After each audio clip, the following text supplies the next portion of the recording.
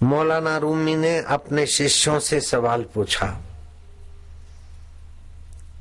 कि कुरान में लिखा है सब प्रकार के रुदन से, सब प्रकार के रोने से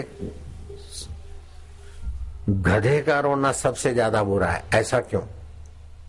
मौलाना जलालुद्दीन रूमी ने पूछा अपने शिष्यों से। सबके बोलने से गधे का बोलना सबसे बुरा है।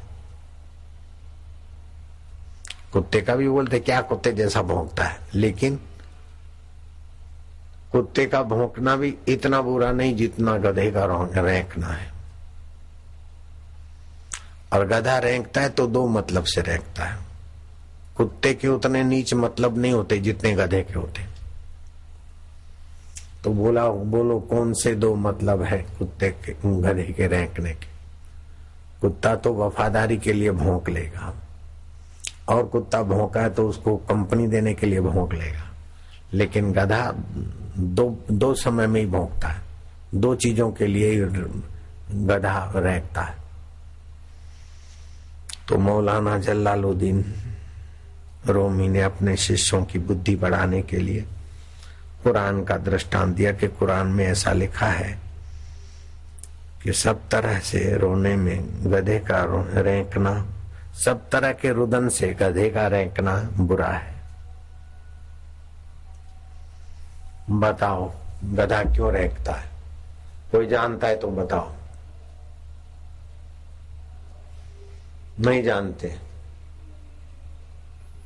अभी ये सवाल मैंने दे दिया, अभी और लोग पैदल चल रहे हैं, कल और आएंगे। इस सवाल का जवाब, सवाल को फिर कल दोहराऊंगा और जवाब भी कल दूंगा। तब तक तुम जरा लगाओ बुद्धि को कि गधा क्यों रेंकता है। कुरान में लिखा है सब प्राणियों के रुदन से भी गधा के रेंकना बुरा है। कुरान में गधे का नाम आया है तो क्या बात है? कुरान शरीफ पाक ग्रंथ में गधे की बात आई है तो कुछ महत्व होगा इस बात के पीछे। तो ये होमवर्क समझ लेना।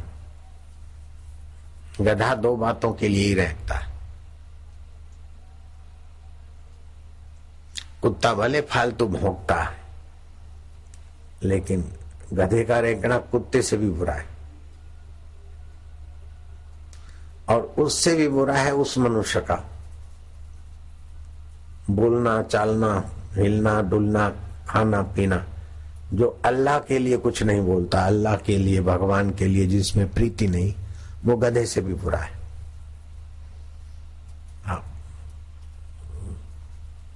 आगे का सवाल और पीछे का जवाब तो दे दिया, लेकिन बीच का महत्वपूर्ण दो बातों के लिए रेंकता है, वो कल के सत्र में बताऊंगा।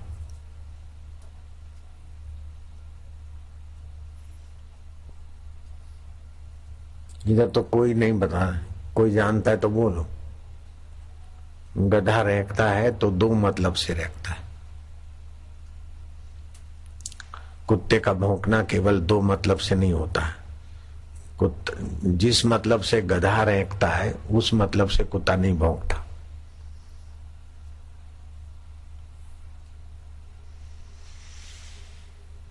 जिसके दिल में खुदा की प्रीति नहीं, इबादत नहीं, या खुदा का अस्तित्व नहीं मानता, या भगवान को प्रीति नहीं करता, अपना नहीं मानता, वो गधे से भी बदतर है। ऐसा भी होता है।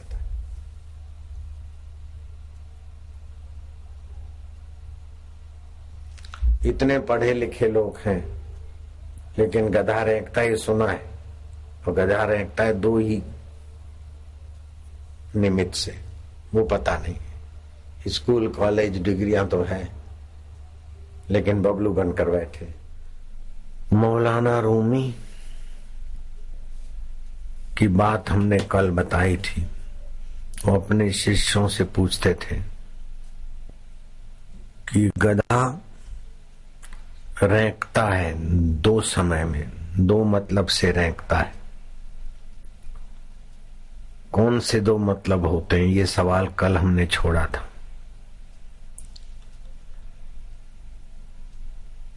बोलते हैं कुत्ते की नहीं बकबक करता है, लेकिन कुत्ते से भी बदतर है गधे का रेंकना। कि कुत्ता तो कभी सेवा भाव से भी भौंक लेता है, वफादारी से भी भौंकता है। गधा जब भी रेंकेगा तो दो बातों के लिए रेंकेगा। कौन सी दो बातें बताओ, कोई जानता है तो? गधा जब भूखा होता है ना तो पेट के लिए रेंकता है, और दूसरा काम बेकार से गधी बधी को देखता है तब रेंकता है। हवस और भूख मतलब जीभ और बेकारी, उनके सिवाय गधा नहीं रेंकता। जो मौलाना रूमी ने कहा गधे का रेंकना बुरा है, क्योंकि हवस और खाना स्वार्थ से ही रेंकता, लेकिन उससे भी बदतर आदमी वो है जो भगवान के लिए पुकार नहीं करता, प्रार्थना नहीं करता। वो गधे से भी गया बीता है। भूख और जिस्म की जरूरत से वो चिल्लाता है। गधों से भी वह बदतर है जो ख्वाहिश पालने के लिए बात बोलता है, ख्वाहिश पालने के लिए ही खाता है, स्वाद के लिए खाता है और स्वाद के लिए ही संसार भोग करता है। कर्तव्य बुद्धि से खाए, स्वास्थ्य के लिए खाए तो ठीक है, संतति को जन्म देने के लिए खाए या संसार व्यवहार करे तो ठीक है, लेकिन वासना पूर्ति के लिए जो हिलचाल करता है और भगवान में वासना, भगवान में प्रीति नहीं है, वह गधे से भी बदतर है। ऐसा मौलाना रूमी ने अपने शिष्यों को समझाया।